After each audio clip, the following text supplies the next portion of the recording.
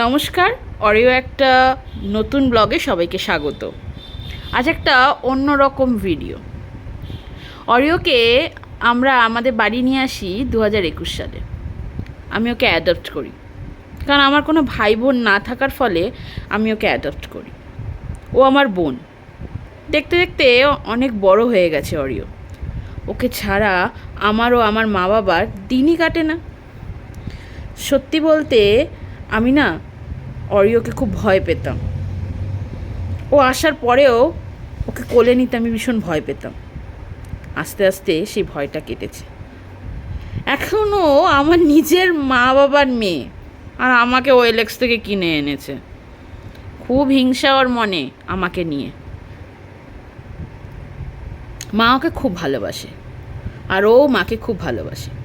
সত্যি বলতে লয়াল ভালোবাসা আমি ওর থেকে শিখেছি। অন্ধের মতো বিশ্বাস করা, নিখুঁত ভালোবাসা, সবটাই আমি ওর থেকেই শিখেছি। এটা ঠিক যে ও একটা অবলা জীব, ও কথা বলতে পারে না। ও কী চায়? শুধু একটু ভালোবাসা, মায়া, যত্ন, এই তো। কিন্তু আমাদের এই পৃথিবীতে কিছু নিষ্ঠুর মানুষ এদেরকে খুব কষ্ট দেয়। সত্যি কেন দেয় আমার জানা নেই। ভালোবাসতে না পারলে কষ্ট কেন দেয় সত্যি আমার জানা নেই। এটা ভুলে যায় যে এরা বলতে পারে না, কিন্তু এদের তো প্রাণ আছে, এদেরও তো কষ্ট হয়, চোখ দিয়ে এদেরও জল পড়ে, তবুও এরা কষ্ট দেয়, ভালোবাসা দিতে পারে না। যাই হোক, অরিও এখন আমাদের সব। অরিওকে ঘিরে আমাদের সমস্ত ভালোবাসা, সমস্ত মজা, আনন্দ, সব কিছুই।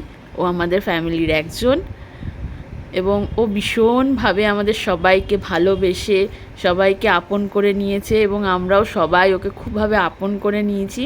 শুধু আমার সাথে একটু বদমাশি করে, একটু না অনেকটাই বদমাশি করে।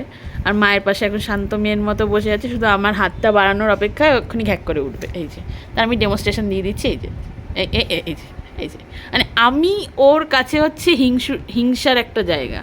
এই যে বসে গেল। তো সবাইকে